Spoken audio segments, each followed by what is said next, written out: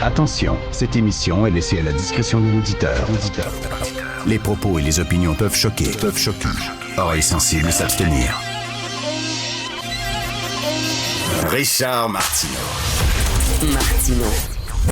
Un animateur pas comme les autres. Richard Martineau. Bon mardi, ma gang de malades. J'écoutais tantôt l'extrait de Kevin Parent, tout le monde en parle, que Sophie fait jouer dans son émission. Et on entend Kevin dire c'est absolument faux que j'ai grainé des verres dans des bars. Grainer est rendu maintenant comme un verbe qui est accepté. Même pas besoin d'expliquer c'est quoi. On dirait que tout le monde qui parle français connaît la définition du mot grainer. Donc, je graine, tu graines, il graine, nous grainons.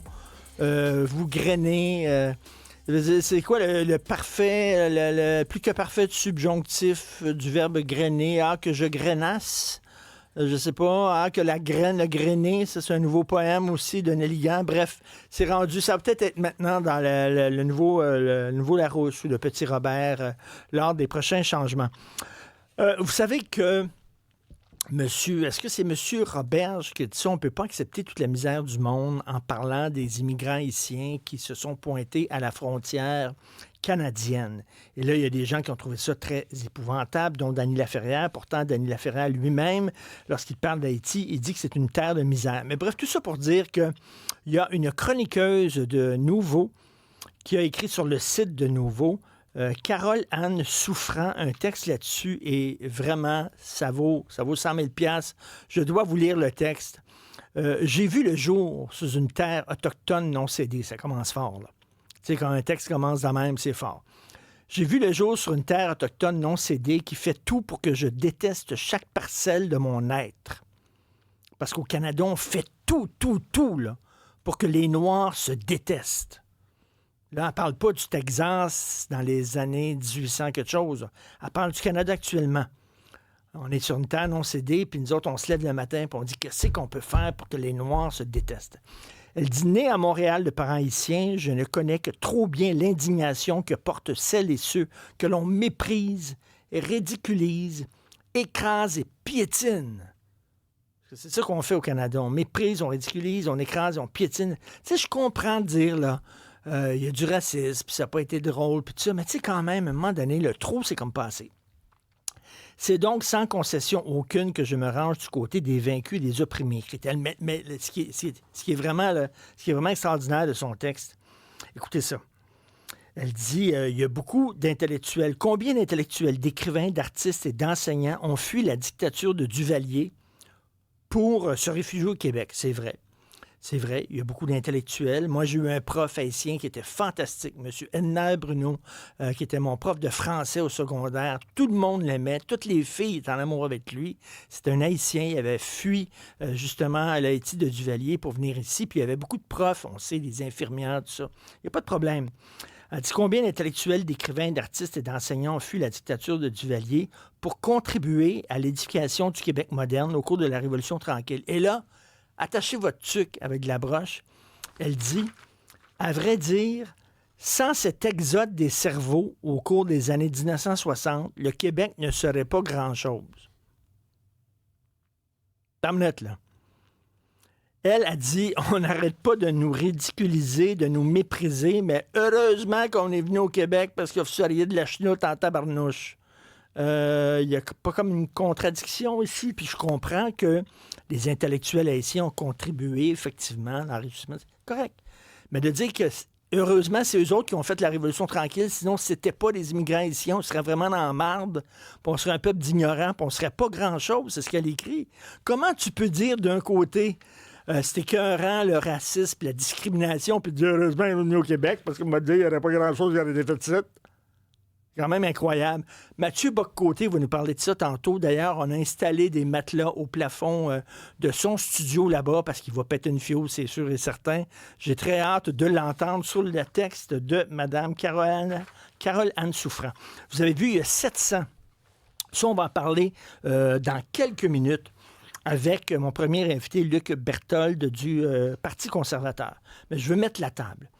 Il y a 700 agresseurs sexuels vous avez lu ça dans le Journal de Montréal, Journal de Québec, qui ont des peines Netflix. Une peine Netflix, je pense c'est Stéphane Wall qui a sorti ça, ce mot-là, ou André Gélina, là, un des deux anciens policiers. C'est les peines que tu purges à la maison, les pieds sur le pouf, en pyjama, en train de siroter une bière puis en regardant la télévision. Donc, les peines Netflix. Pourtant, c'est des crimes graves. Comment on est rendu là? Comment ça se fait qu'il y a des agresseurs sexuels alors qu'on dit une agression sexuelle, c'est un crime grave? On a même changé le système de justice pour prendre ça plus au sérieux, puis écouter, puis entendre, puis faire preuve d'empathie là, envers les présumées victimes, tout ça. D'un autre côté, on donne des crimes, des sentences bonbons. Pourquoi? Ça, c'est la loi C5. Je vais vous expliquer ça. La loi C5, c'est une loi qui a été déposée par le gouvernement de Justin Trudeau. Et ça devait lutter contre la surreprésentation de certains groupes dans les prisons. On jugeait qu'il y avait trop de Noirs dans les prisons, qu'il y avait trop d'Autochtones dans les prisons, qu'il y avait trop de gens qui appartiennent à des minorités qu'on jugeait discriminées. Là, donc, on a dit qu'il y avait des peines planchées avant, en disant, si, ça avait été voté par Stephen Harper, si tu commets un crime grave avec blessure en utilisant une arme à feu, il va y avoir une peine minimale. C'est-à-dire que tu risques d'avoir une peine grave. Si tu commets une agression sexuelle, tu vas avoir une peine grave. Et si tu fais de la contrebande, puis de la vente, puis du trafic de fentanyl, par exemple, de drogue dure, tu vas avoir une peine grave, une peine minimale. Ça, c'était Harper qui était arrivé là. Et là, Trudeau a dit non, non, non. Ça, c'est contre... ça ne tient pas compte du racisme systémique du Canada qui fait qu'il y a davantage de Noirs et d'Autochtones et de gens en minorité dans les prisons. Fouillez-moi, là.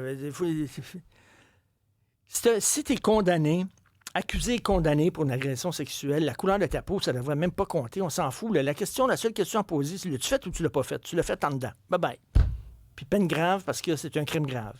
Mais là, on a dit non, non, non, il faut quand même enlever les peines planchées. Et là, on est arrivé avec des peines extrêmement complaisantes pour des crimes graves. Ça, c'est la loi C5. La loi C5, elle est passée au vote le 17 novembre 2022. Le 17 novembre 2022, il y a eu un vote pour la loi C5, OK? Alors là, on a demandé, êtes-vous en faveur qu'on abolisse les peines planchées et qu'on donne des sentences graves à ces crimes-là? Évidemment, le Parti conservateur votait contre. On dit, ben non, on est contre ça. Là. On trouve que c'est des crimes graves et ça mérite des lourdes sentences. Le Parti libéral a voté pour la loi C5, bien sûr, parce que c'est eux autres qui l'ont proposé. Mais attendez une minute, là. J'ai tous les votes, là. J'ai chaque député, comment ils ont voté. Qui a voté pour?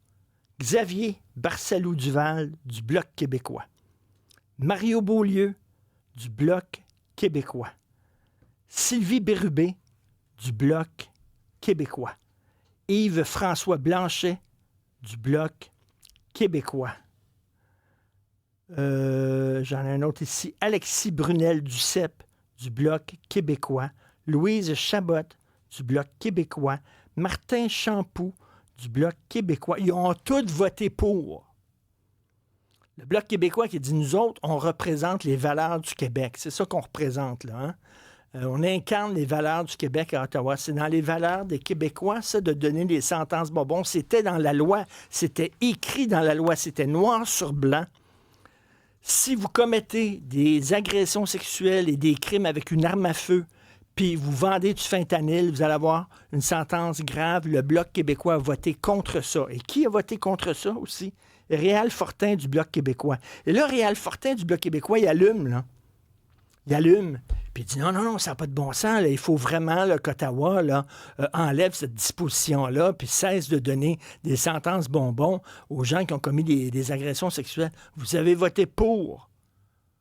C'est quoi? Vous avez voté pour une loi que vous n'avez pas lue? C'est inscrit noir sur blanc. Je l'ai vu, moi, le libellé de la loi. C'était très clair. Et attendez une minute. En novembre 2022, le Bloc québécois a dit, nous autres, on veut pas de cette... on veut pas... On est pour cette loi-là. On est pour cette loi-là. Écoutez bien ça, là. Le 10 décembre 2024, Pierre Poilievre, avec le Parti conservateur, a dit, ça n'a pas de bon sens, là. Ça n'a pas de bon sens. Il faut vraiment... Ils ont fait une motion.